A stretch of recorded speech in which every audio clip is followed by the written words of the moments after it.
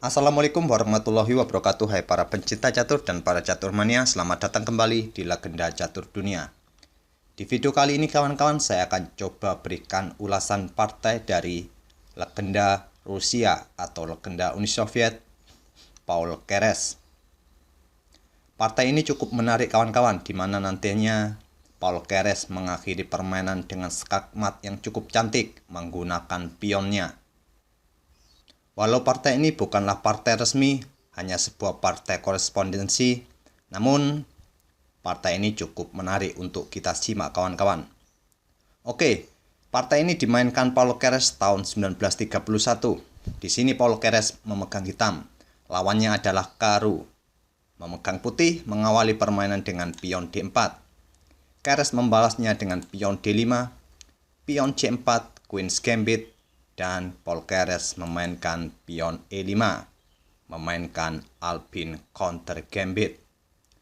Di video ini saya tidak akan menjelaskan Alpine Counter Gambit ini kawan-kawan. Mungkin di video yang lain nanti saya akan coba ulas tentang gambit ini.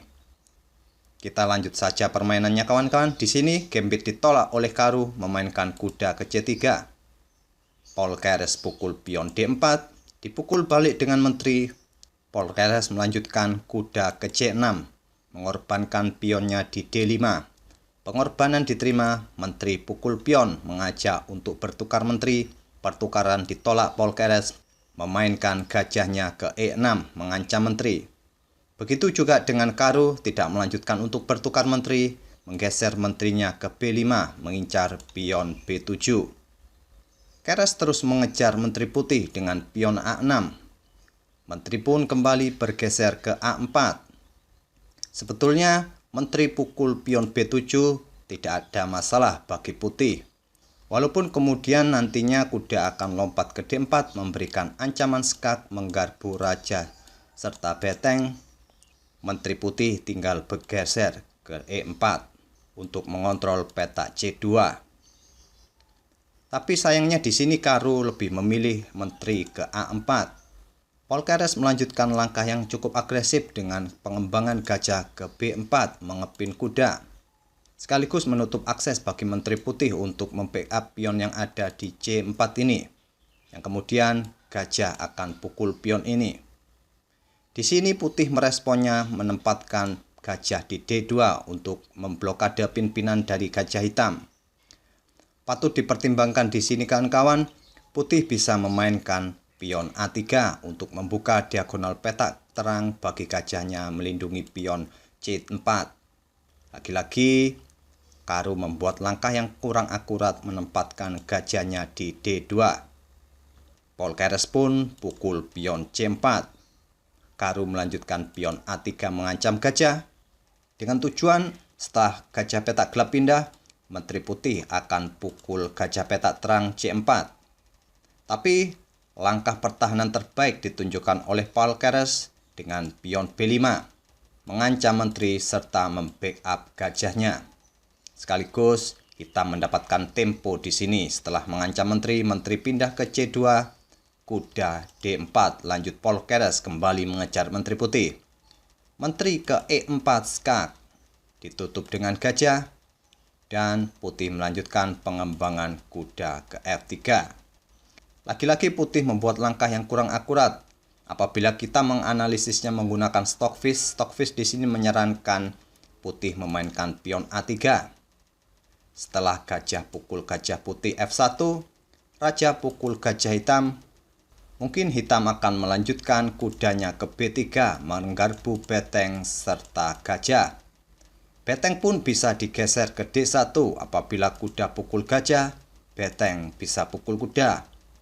Menteri pukul beteng, menteri putih pukul beteng hitam skak, ditutup dengan gajah di D8.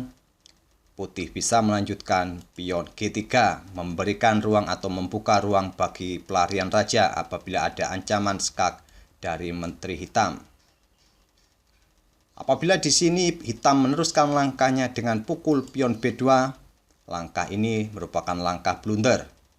Menteri putih bisa melanjutkan langkahnya ke C6 skak, raja ke F8, dan menteri bisa ke D7 memberikan ancaman skakmat dengan pukul gajah Apabila gajah ke E7, menteri ke C8 skak, gajah ke D8, menteri pukul gajah skak mat. Jadi di posisi seperti ini, hitam pastinya akan melangkahkan pion G6, membuka ruang bagi pelarian rajanya. Dengan variasi seperti ini kawan-kawan, dipastikan putih masih tetap unggul daripada putih mengembangkan kuda ke F3. Polkeres melanjutkan langkahnya dengan pion C5, membackup posisi kudanya. Beteng digeser ke C1, kuda F6 mengancam menteri mundur ke B1. Di langkah ke-14, Polkeres tidak melanjutkan untuk rokade. Sebetulnya langkah rokade ini merupakan pilihan terbaik di posisi seperti ini. Polkeres lebih memilih mengimprovisasi posisi menterinya ke D6. Putih melanjutkan kuda pukul kuda. Pion pukul kuda mengancam kuda putih, kuda ke D4 menantang untuk bertukar kuda. Pertukaran diterima oleh Polkeres, kuda pukul kuda, menteri pukul kuda. Polkeres pun akhirnya rokade. Karu melanjutkan langkahnya dengan gajah ke F4 mengancam menteri. Menteri pun mundur ke D8. Apabila di posisi seperti ini kawan-kawan, putih mencoba untuk mengancam menteri di petak B4, ingin mendapatkan gajah di petak E7. Hitam bisa menggeser menterinya ke H6 untuk menyerang benteng. Ataupun hitam bisa mengorbankan menterinya dengan pukul gajah skak, dipukul dengan pion, gajah pukul pion skak, raja ke D1, gajah ke B3 skak, ditutup dengan beteng di C2. Hitam bisa melanjutkan menggeser beteng A ke lajur C untuk mendapatkan beteng putih C2 ini. Walaupun hitam kehilangan menterinya dengan variasi ini, hitam masih akan tetap unggul dengan variasi ini. Di sini Karu lebih memilih menggeser gajahnya ke F4 untuk mengancam menteri.